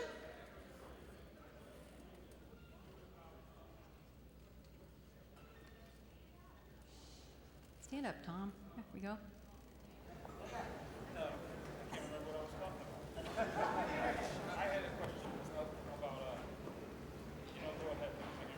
Okay. Tom, if you have a question afterwards, if you see one of our staff, if you remember it, we'll make an effort to get it answered for you. Sorry. I know how you feel. I'm having trouble remembering up here, too. Is Jewel Nice or Knees here? Jewel Knees or Nice? Nope. Okay. Cynthia. This is the abortion question again. Would you like to ask a different question, Cynthia? Okay, next question.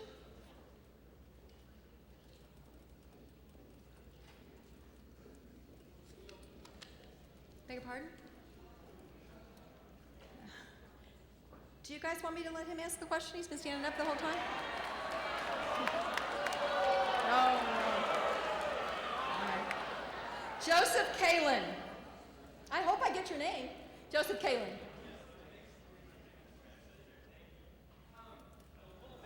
Different subject, still on healthcare, is I'm concerned about innovation that the private industry has brought to us, such as charging different rates for lifestyle programs. So smoking, adherence to medicines, maintenance medications for your drugs, and as a result, you then pay a lower premium.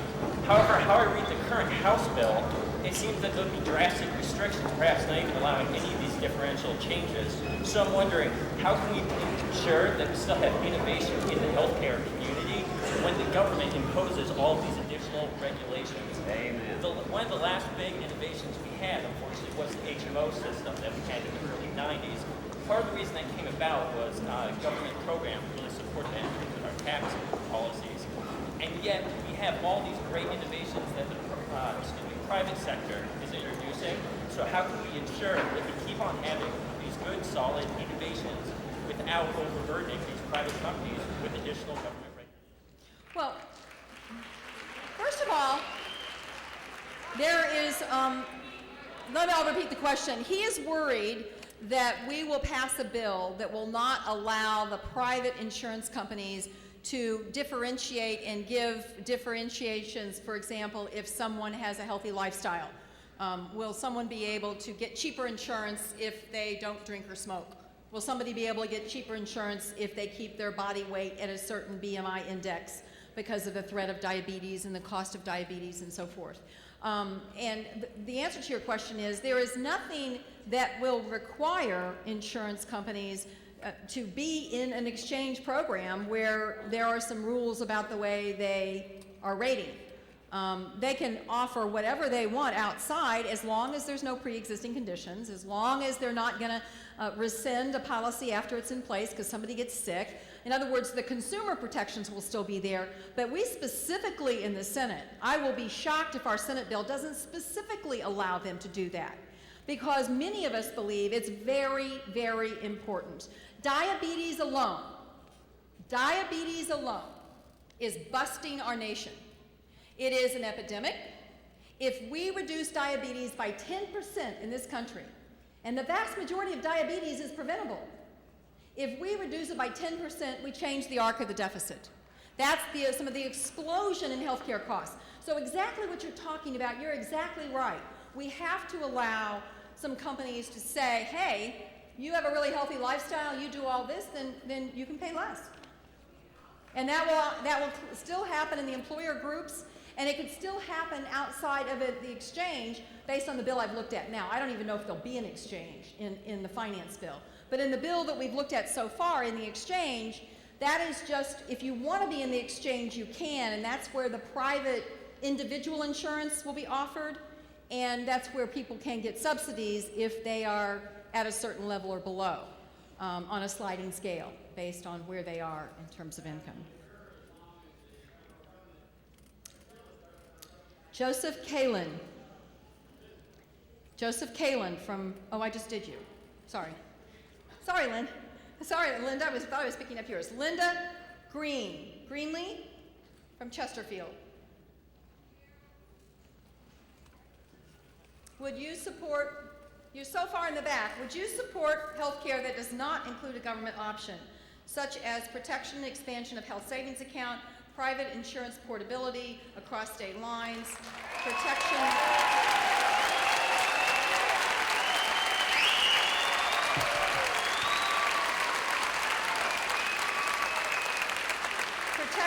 of the doctor-patient relationship for any government intervention? It depends, obviously, what's in the bill, but I would not vote against a bill just because it didn't have the private option in it. It would depend on what else was in the bill. I think most of the stuff you're talking about in your question is going to be included in any bill that we consider, because portability is very important, being able to take your insurance with you when you go from one job to another or one location to another. I think it's something that most Americans support, and I certainly support. So I am really trying to keep an open mind about what I would vote for or not, because I want to see what it is. I want to read it. I want to understand it, the bill that we are finally presented with. Okay?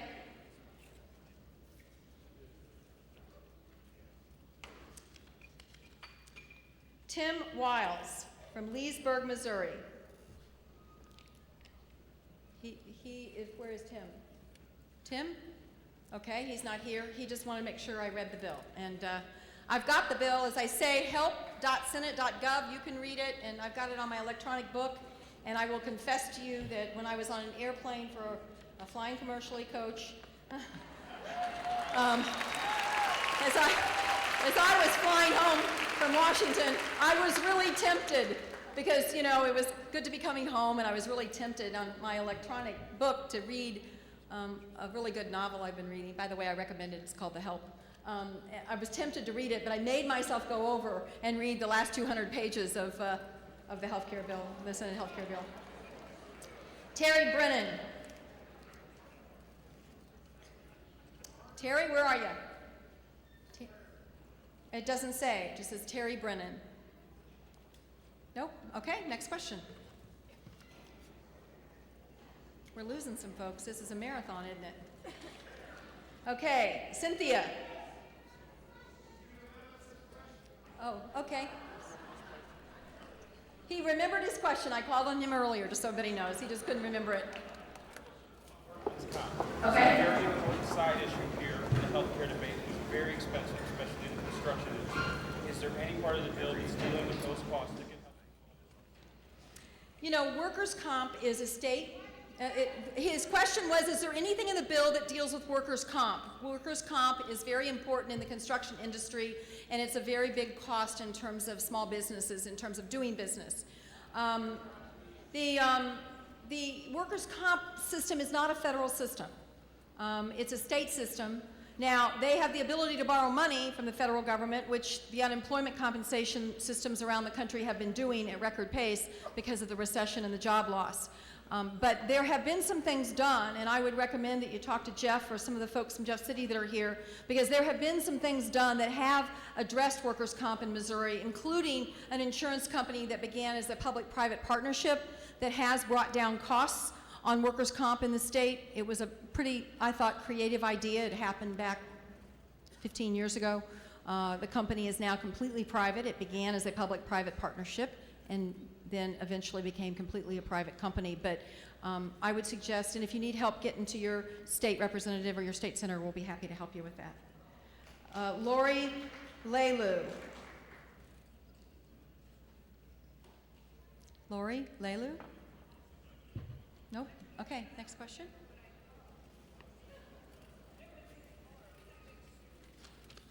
Okay, R.G. Clore.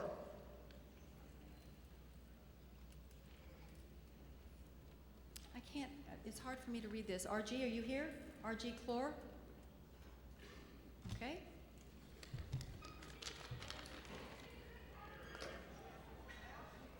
Yes. Is there no mention of any corralling the lawyers? It's not even mentioned. Why is that? This is a very salient thing and raises laws. Well, I think I addressed this earlier on malpractice insurance, which is what on tort reform, which is I think what you're referring to, and this generally has been handled on a state-by-state basis. Missouri had very aggressive tort reform. In Missouri, there are all kinds of rules, including you've got to have a doctor that certifies a lawsuit before it's filed, all kinds of things that have really dropped. In fact, there are very, very few malpractice insurance lawsuits now compared to 5 years ago. And it hasn't infected any of our healthcare costs. Our healthcare costs keep going up and up and up. So clearly, in the states that have done it, it hasn't been the magic bullet, and so I don't think that's the answer. Ralph Stanzi. Ralph? He wants to chew on me. That's okay. This is how long do you think you can keep your job if you vote for this plan or any plan that includes a public option?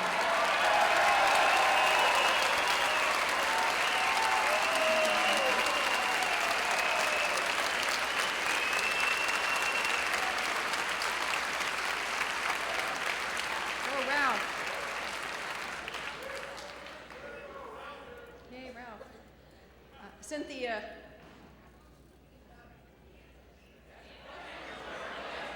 Oh, well, I gotta tell you the truth.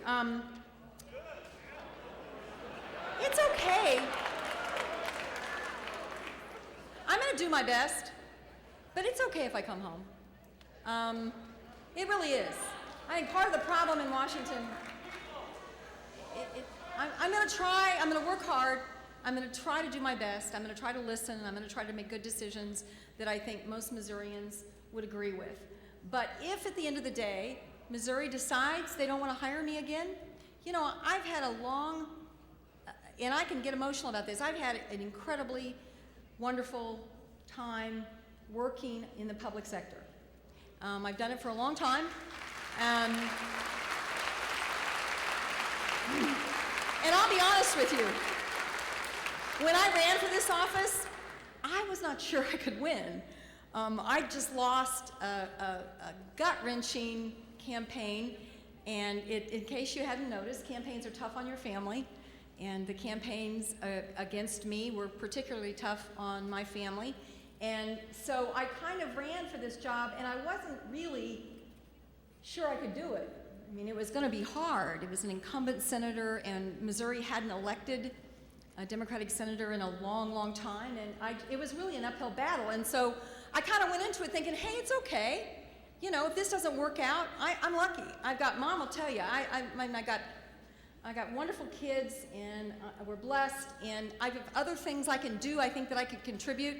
So at the end of the day, if you guys send me home, I'll still greet you as hi neighbor, and it'll be okay. So that's how I feel about that.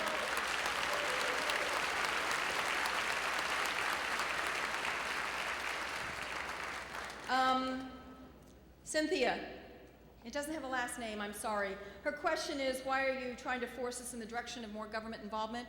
If that's you, Cynthia, you can stand up and ask whatever you'd like. Nope? Okay, next question.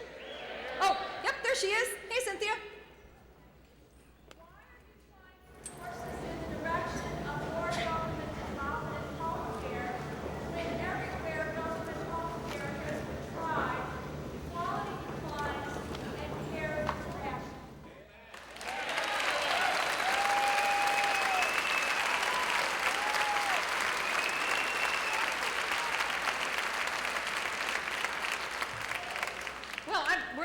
force anybody into.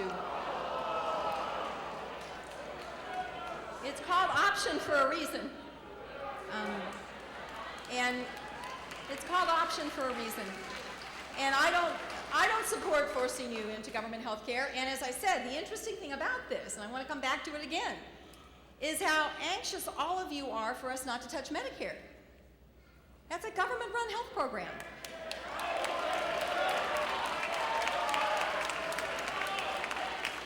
Okay. Okay. All right, Mary Lamping. Mary, where are you? There's Mary. Yes, Mary, do you have a question or do you just want me to read this? Okay. She supports the public option.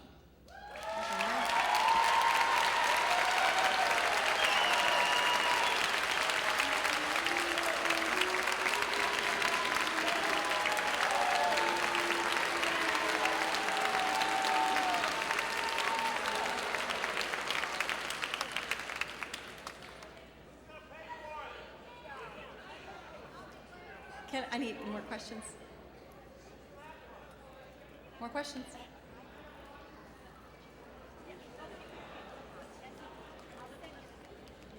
Okay.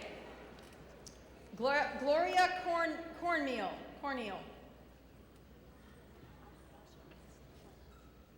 Gloria? Where are you, Gloria? Would you like me to read it or would you like to ask it? Okay.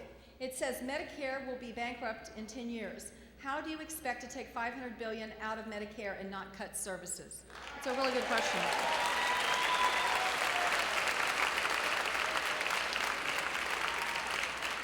Okay, there's a number of ways that one of it is with the Medicare Advantage program, which was billed when it was passed in Congress. It was going to lower Medicare costs and provide additional access in rural areas of the country. It didn't happen. It's raised healthcare costs, and it has not. And by the way, we are subsidizing it. Huge taxpayer money right to these insurance companies. It has not been efficient or effective. As much as your Medicare Advantage programs are they're gonna start lobbying you and telling you to push back, trust me, Medicare Advantage has been a boondoggle in terms of the amount of money we've enriched these companies with for very little in return in terms of what people are getting out of them. The other place is we are going to look at some of the things that we're paying for now. How many of you have seen the ad on cable TV for scooters? Okay, scooters. Okay, now what it tells you is you can get a free scooter. Well, it's free because you're paying for it. Now, the irony of this is there may be a few people whose doctors will say in order for you to have a quality of life, you must have a scooter. But right now, Medicare is paying for all these scooters, and frankly, a whole bunch of the people getting them probably ought to walk. You know, it's about health care. It's not even a healthy thing we're doing. So that's a good example of a huge amount of money that we're spending in health care for some of these things, like scooters that everybody can get for free because you guys are paying for it. Another example is what I talked about before, diabetes care. We have so much diabetes. If some of the things that we're talking about in the bill kick in, where we can get prevention and we can get medicine and help to people early in the onset of adult diabetes, we can save a whole lot of money at the back end as it relates to that. So there's a variety of things, and if you look on our website, we're going to try to go through some of the ways that we think we can still keep you in charge of your health care, give you options, give you quality care, and make the system more efficient and effective for everybody. Okay. This is Patrick Frond. Frond or Frind? Frond? Patrick Frond. Patrick Frond. Okay? Not here. Okay?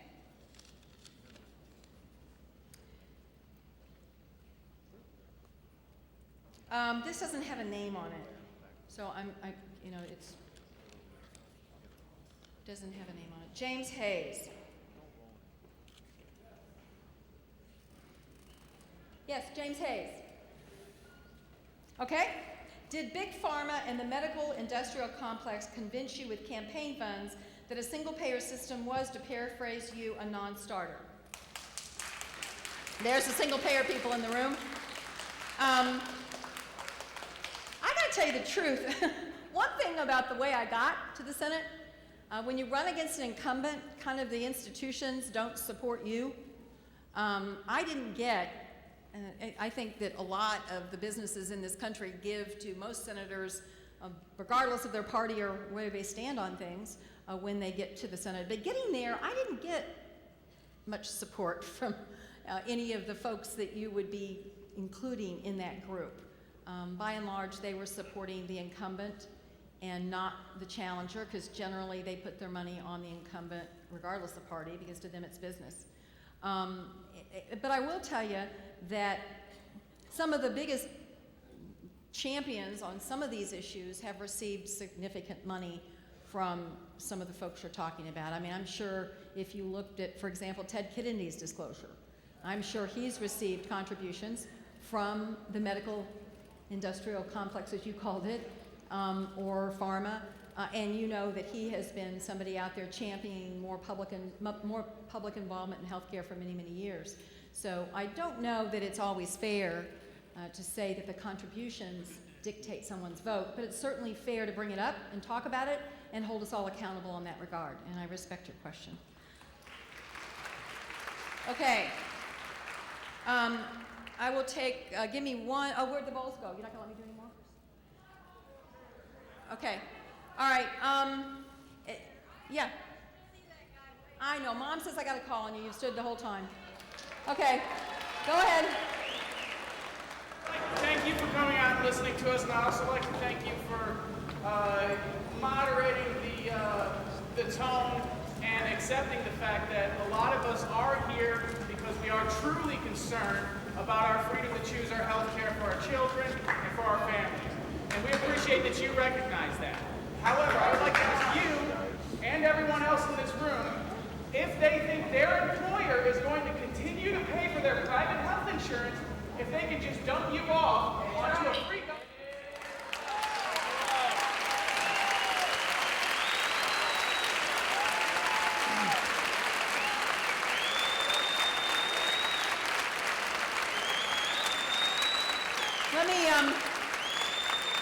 Let me talk about that a little bit, because I think it's a good point. I think it's something we really haven't talked about that. Right now, as you well know, more and more employers are doing just that.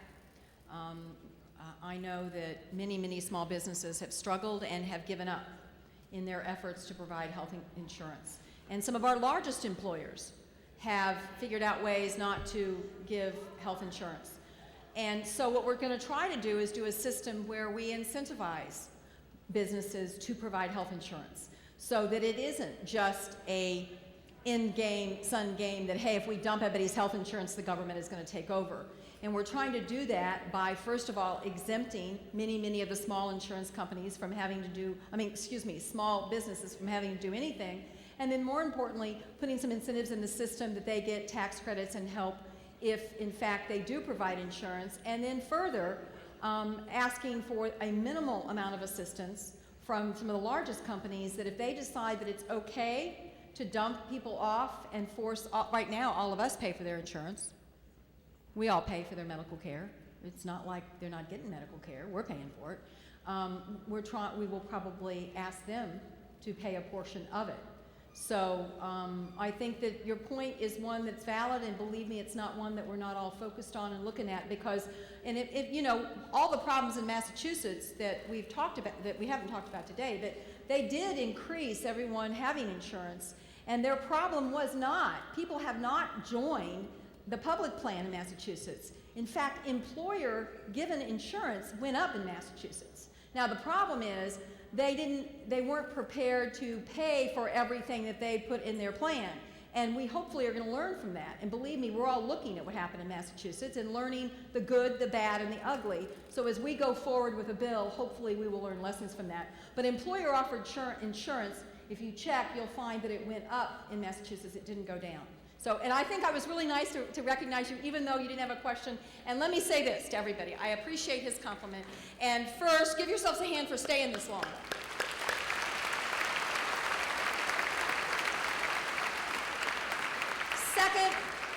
Second, I want to thank you all again for being here. I hope that you sensed my sincerity about trying to be fair. And if you have questions that didn't get answered in the bowl, we'll try to get to you with the questions. God bless America, and thank you for being such patriots.